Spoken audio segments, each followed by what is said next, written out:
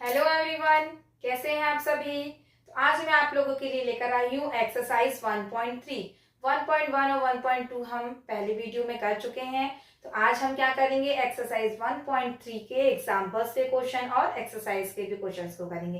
ठीक है, तो मेरे वीडियो में एंड तक बने रहिए और मेरे चैनल को लाइक शेयर सब्सक्राइब जरूर करिए ताकि आप तक मैं जो भी वीडियो बना रही हूँ आप तक पहुंच सके और आप उससे क्या कर सके, उनकी प्रैक्टिस कर सके। ठीक है, तो आइए आज हम क्या करेंगे, एक्सरसाइज 1.3 के एग्जांपल्स के क्वेश्चन फिर एक्सरसाइज के करेंगे। ठीक है, तो देखिए यहाँ पर एग्जांपल्स दिया हुआ है।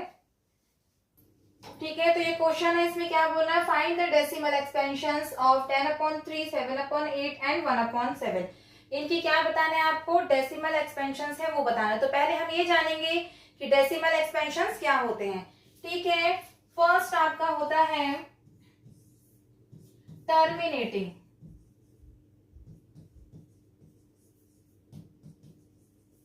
ठीक है, टर्मिनेटिंग क्या होता है, तो जैसे हम डिवाइड कर रहे हैं और आंसर आ रहा है 0.321। ठीक है, ये आंसर आ गया। हमारा रिमाइंडर जो था क्या आ गया, यहाँ पर 0 आया रिमाइंडर, तो ये कंप्लीट आंसर हो गया। तो ये क्या कहलाता है, टर्मिनेटिंग, कि अब हो चुका है डन आंसर। ठीक है, तो ये कंप्लीट रिमाइंडर हमारा 0 आ गया और ये आंसर आ गया, तो ये क्या कहलाता है, टर्मिनेटिंग कहलाता है। इसके बाद सेकेंड होता है नॉन टर्मिनेटिंग।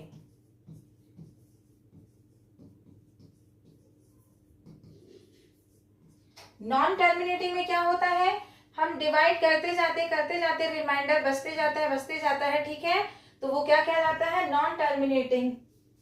जैसे यहाँ पे 0.321 3214678 डैश डैश डैश आते ही जा रहे हैं नंबर। ठीक है, तो ये क्या हो रहा है, इसका रिमाइंडर 0 नहीं आ रहा है, कुछ ना कुछ रिमाइंडर बच रहा है, तो डिवाइड होते जा रहे हैं। तो ये क्या कहलाता है, आपका नॉन टर्मिनेटिंग कहलाता है। इसके बाद आता है रिकरिंग।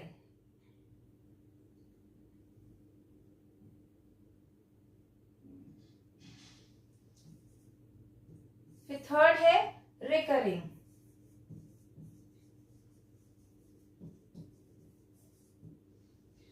रिकरिंग में क्या होता है, रिपीट होते जाते हैं नंबर्स, रिपीट होते जाते हैं। जैसे यहाँ पे दिया है 3.33 डैश डैश डैश। ठीक है, तो ये क्या हो रहा है, 3 जो आंसर है ये रिपीट होते जा रहा है, तो ये क्या कहलाता है, रिकरिंग कहलाएगा। फिर फोर्थ होता है नॉन रिकरिंग।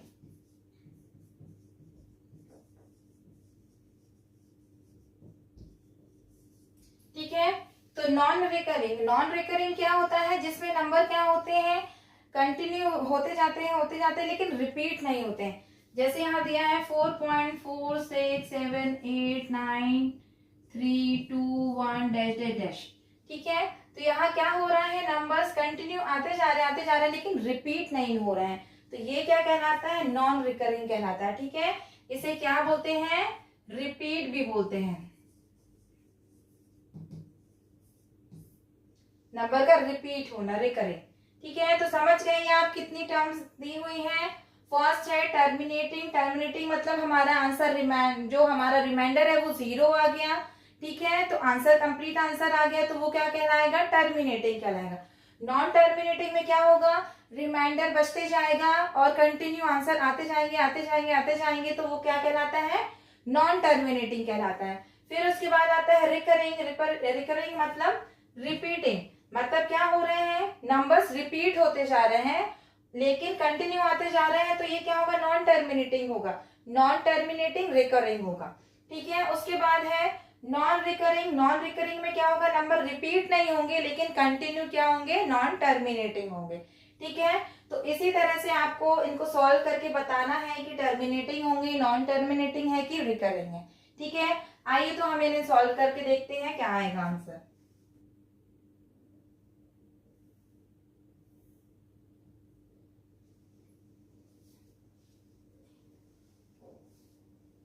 तो देखिए क्या दिया हुआ था, 10/3।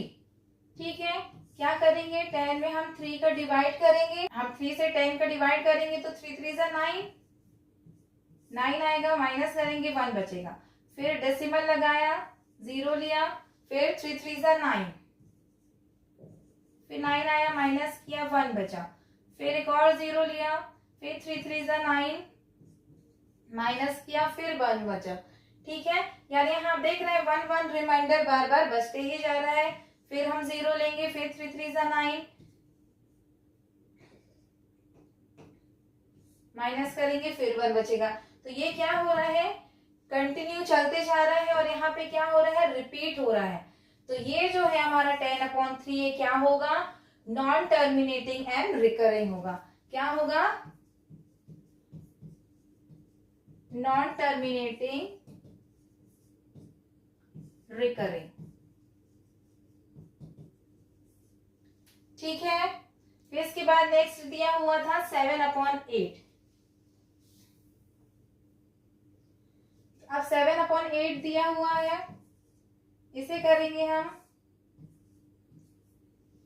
तो देखिए अब यहाँ पे तो हमें डेसिमल लेना होगा, तो हम यहाँ लेंगे डेसिमल। ये 0 हो गया। अब 8 का टेबल पढ़िए, इतना 70 है, 70 से छोटा नंबर आना चाहिए। ठीक है, तो कितने टाइम में जाएगा, 8 टाइम में। तो यहाँ पर आ गया 64। अब माइनस करेंगे, ये बचेगा 6, ये 0 हो गया। ठीक है, अब फिर हम डेसिमल लेंगे, फिर पढ़िए 8 का टेबल 60 में, तो 8 7 टाइम में जाएगा, 56 आएगा। फिर माइनस करेंगे 10 6, कितना बचा, 4, ये हो गया आपका 0। फिर यहाँ पे एक और 0 लेंगे, फिर 8 5 जा कितना होता है, 8 5 जा 40। तो ये यहाँ पे कितना आ गया हमारा, रिमाइंडर 0। अब रिमाइंडर 0 आ गया। ठीक है, तो ये कितना आया, 0.875। इसका आंसर कितना आया, 0.875। यानी ये क्या है, टर्मिनेटिंग है। तो ये क्या हो जाएगा आपका, टर्मिनेटिंग।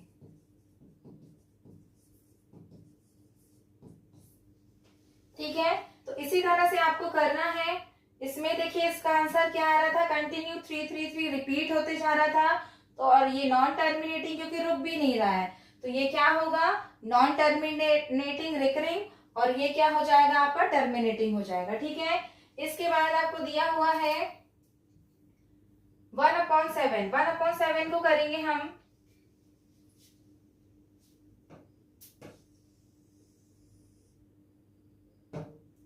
ठीक है, क्या दिया हुआ है, 1/7।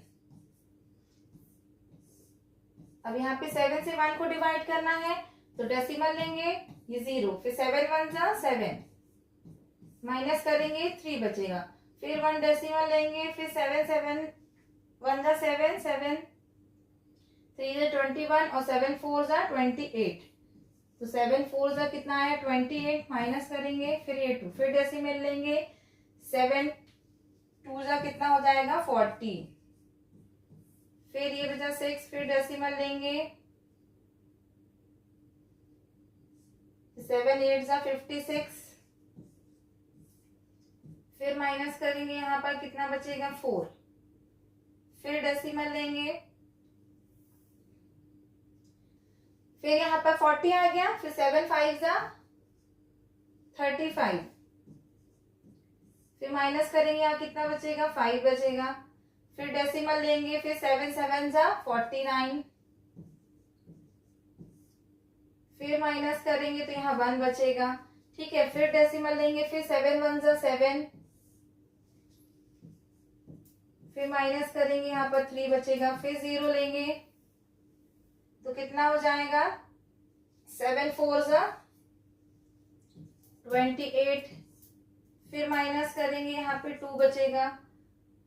फिर डेसिमल लेंगे, फिर 7 2 जा 14 आ जाएगा। तो यहाँ पर देखिए ये आंसर अब क्या हो रहा है, रिपीट हो रहा है, 1 4 2 से यहाँ से फिर 1 4 2, तो यहाँ पर आगे और क्या आ जाएगा, 8 5 7। ठीक है, तो यहाँ से क्या हो रहा है, 1 4 2 8 5 7, ये नंबर क्या हो रहे हैं, रिपीट होते जा रहे हैं। ठीक है, तो आपका जो यहाँ पर दिया हुआ है 1/7, 1/7 कैसा होगा, नॉन टर्मिनेटिंग रिकरिंग। तो ये क्या हो जाएगा, नॉन टर्मिनेटिंग रिकरिंग हो जाएगा।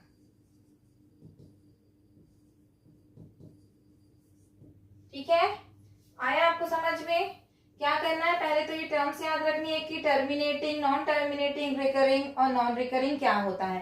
ठीक है। उसके बाद जब हम डिवाइड करेंगे तो यहाँ देखिए 10/3 को हमने डिवाइड किया था तो कंटिन्यू आंसर 333 आते जा रहा था, रिमाइंडर 1 बचते ही जा रहा था। ठीक है, तो ये क्या था, नॉन टर्मिनेटिंग रिकरिंग था। क्यों? क्योंकि रिपीट हो रहा है बार बार वही नंबर, तो रिकरिंग है, और टर्मिनेट ही नहीं हो रहा है तो नॉन टर्मिनेटिंग है। उसके बाद फिर हमने किया था 7/8, इसमें देखिए क्या हो रहा था, रिमाइंडर 0 आ गया, रिमाइंडर 0 आया तो ये क्या है, टर्मिनेटिंग है। फिर उसके बाद हमने किया 1/7, तो 1/7 को किया हमने तो डेसिमल लिया 0, फिर 7 टाइम किया तो देखिए 142857, 142857 कंटिन्यू ये बार बार नंबर्स रिपीट होते जा रहा है। ठीक है, तो 1/7 कैसा होगा, नॉन टर्मिनेटिंग रिकरिंग होगा, क्योंकि रिपीट हो रहा है और टर्मिनेट भी नहीं हो रहा है, तो नॉन टर्मिनेटिंग रिकरिंग होगा। ठीक है, तो इसी तरह से आपको क्वेश्चन करना है, एक्सरसाइज में भी दिए हुए हैं, तो इनकी प्रैक्टिस आप जरूर करिए। ठीक है, आइए करते हैं नेक्स्ट एग्जाम्पल। एग्जाम्पल 6 दिया है, show that 3.142678 is rational number, in other words express 3.142678 in the form P upon Q where P and Q are integers and Q is not equals to 0। ठीक है, तो यहाँ पे आपको क्या करना है, ये जो नंबर दिया हुआ है इसे बताना है कि ये रैशनल नंबर है या नहीं है।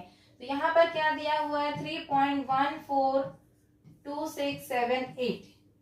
ठीक है, अब देखिए यहाँ पे जो डेसिमल दिया है हम इसे अगर हटाते हैं तो यहाँ क्या आ जाएगा, डेसिमल के बाद जितने डिजिट है उतने 0 लगाएंगे हम, तो 1 1 2 3 4 5 6 1 2 3 4 5 6। ठीक है, तो ये आ गया ना, किसके फॉर्म में आ गया, ये P अपॉन Q के फॉर्म में आ गया। ठीक है, तो P भी एक इंटीजर है, Q भी क्या है, एक इंटीजर है। ठीक है, तो कुछ भी नहीं करना था, बस इसमें यही बताना था आपको, डेसिमल हटाएंगे तो ये P अपॉन Q के फॉर्म में आ जाएगा। ठीक है, अब नेक्स्ट एग्जांपल है, show that 0.333 so on is equal to 0.3 cube bar can be expressed in the form P upon Q where P and Q are integers and Q is not equals to 0। ठीक है, यहाँ पर जो दिया हुआ है 0.333, यहाँ पर क्या हो रहा है, ये 3 क्या हो रहा है, डेसिमल के बाद कंटिन्यू रिपीट होते जा रहा है। जब कोई नंबर रिपीट होता है तो क्या करते हैं, उस नंबर को बार बार रिपीट ना करके उसके ऊपर बार लगा देते हैं। बार लगे होने का मतलब है कि वो नंबर क्या हो रहा है, रिपीट हो रहा है। जैसे यहाँ पर भी दिया है 2 3, इसके ऊपर बार है, इसका मतलब क्या है कि 2 3 2 3 बार बार रिपीट हो रहा है, 0.23 2 3 2 3, है ना। तो जिस भी नंबर के ऊपर लगा होता है बार, उसका मतलब क्या है कि वो रिपीट हो रहा है। ठीक है, तो इस टाइप के क्वेश्चंस में हमें कैसे करना है, आपको बताना है कि ये 0.33 जो है इसे क्या एक्सप्रेस करना है, P अपॉन Q के फॉर्म में। ठीक है, तो इस टाइप के क्वेश्चंस को कैसे करेंगे, पहले तो आप ये देखिए जितने डिजिट के ऊपर बार लगा होगा, ठीक है, जितने डिजिट्स के ऊपर बार लगा होगा उसमें क्या करेंगे, मल्टीप्लाई करेंगे 10 का। जैसे 1 डिजिट के ऊपर बार है तो हम 10 का मल्टीप्लाई करेंगे, 2 डिजिट के ऊपर बार है तो 100 का मल्टीप्लाई करेंगे। मतलब जितने डिजिट्स के ऊपर बार लगा होगा उतने 0 लगा के हम क्या करेंगे, मल्टीप्लाई करेंगे। जैसे यहाँ पे दिया है 3 2 1, 3 डिजिट्स के ऊपर बार है तो यहाँ पे क्या करेंगे, हम 1000 का मल्टीप्लाई करेंगे। ठीक है, तो इसी तरह करना है। चलिए इस क्वेश्चन को अब सॉल्व करते हैं।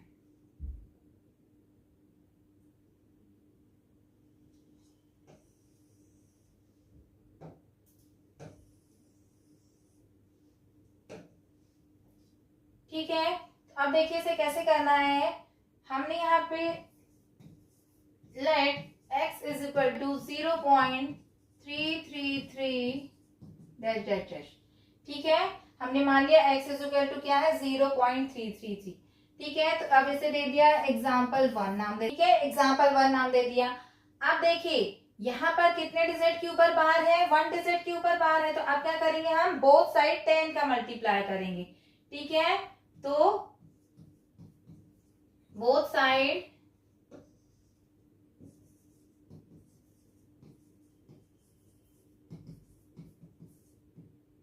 मल्टीप्लाई 10। ठीक है, तो यहाँ पर क्या हो जाएगा, देखिए 10x इज इक्वल टू, यहाँ पे हम 10 का मल्टीप्लाई करेंगे तो देखिए जो डेसिमल होता है ये जितने जीरो होंगे हम मल्टीप्लाई करेंगे उतने डिजिट आगे क्या होता है, डेसिमल बढ़ जाता है। तो यहाँ पे 1 0 है, हम 10 का मल्टीप्लाई कर रहे हैं तो 1 डिजिट डेसिमल क्या होगा, यहाँ आगे बढ़ जाएगा। तो यहाँ पर क्या हो जाएगा, मल्टीप्लाई होके 3.333 डैश डैश डैश। ठीक है, इसे देख देंगे इक्वेशन 2। अब ये इक्वेशन 1 है और इक्वेशन 2 है। क्या करना है हमें, इक्वेशन 2 से इक्वेशन 1 को माइनस करना है। तो यहाँ से हम क्या करेंगे, इक्वेशन 2 माइनस इक्वेशन 1 करेंगे। तो यहाँ देखिए 2 से 1 को माइनस कर रहे हैं तो लेफ्ट हैंड साइड से लेफ्ट हैंड साइड माइनस होगा और राइट हैंड साइड से राइट हैंड साइड माइनस होगा। तो 10x माइनस 1x क्या हो जाएगा, 10x minus x is equal to यहाँ पर क्या हो जाएगा 3.333 डैश डैश माइनस क्या हो जाएगा 0.333। ठीक है, अब इनको माइनस करेंगे तो यहाँ देखिए 10 से 1x माइनस होगा तो ये 9x हो जाएगा इज इक्वल टू, यहाँ पे देखिए यहाँ पे 3 है, यहाँ 0 है और पॉइंट डेसिमल के बाद देखिए ये सारी वैल्यू सेम है, यहाँ भी डेसिमल के बाद सारी वैल्यू सेम है। तो ये सारी माइनस होके क्या हो जाएंगे, 0 हो जाएंगे और यहाँ 3 से 0 माइनस होगा तो आंसर क्या आएगा, 3 आएगा।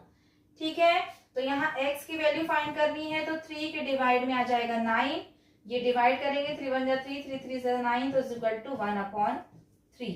यही हमें लाना था, किसके फॉर्म में आ गया, ये p/q के फॉर्म में आ गया। ठीक है, आया आपको समझ में, बहुत इजी है। बस क्या करना है आपको, बार लगा हुआ है जिस भी नंबर पे, ठीक है, पहले उसे हम क्या करेंगे, डेसिमल के पॉइंट में लिखेंगे, उसे हम मान लेंगे कि वो क्या है, x है।